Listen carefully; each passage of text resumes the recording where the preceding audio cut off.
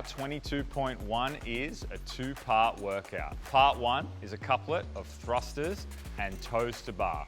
4 times, 15 thrusters, 15 toes to bar. 12 thrusters, 12 toes to bar. 9 thrusters, 9 toes to bar. There is an 8-minute cap on this workout. At the 8-minute mark, athletes will begin part 2 of Cow 22.1. 8 more minutes to establish a 1 RM of the following complex. From the floor, 1 thruster and 1 shoulder to overhead. Athletes may do a power clean and then do a thruster, or they could do a squat clean for the first rep and go straight into a squat clean thruster.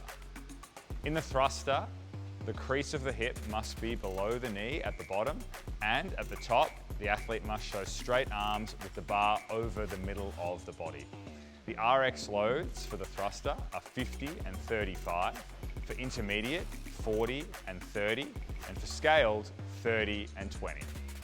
In the toes to bar, the athlete's feet must pass behind the bar at the bottom, and both feet must touch together at the top. RX and intermediate athletes will be doing toes to bar. The scale division will be doing hanging knee raises. At the bottom, the athlete's feet must go behind the bar, and at the top, the knee must go above the crease of the hip.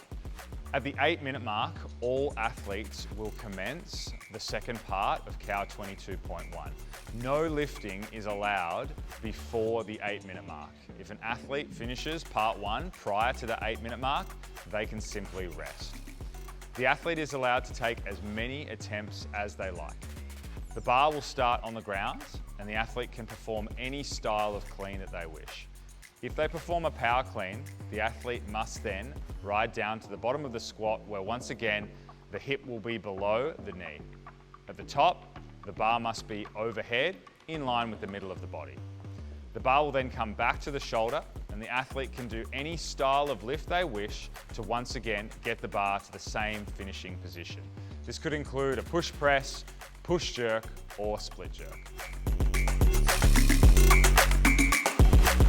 In the 8 minutes, athletes can have as many lifts as they wish, and they can also load their bar prior to the 8 minutes commencing. When the clock beeps, the workout is over.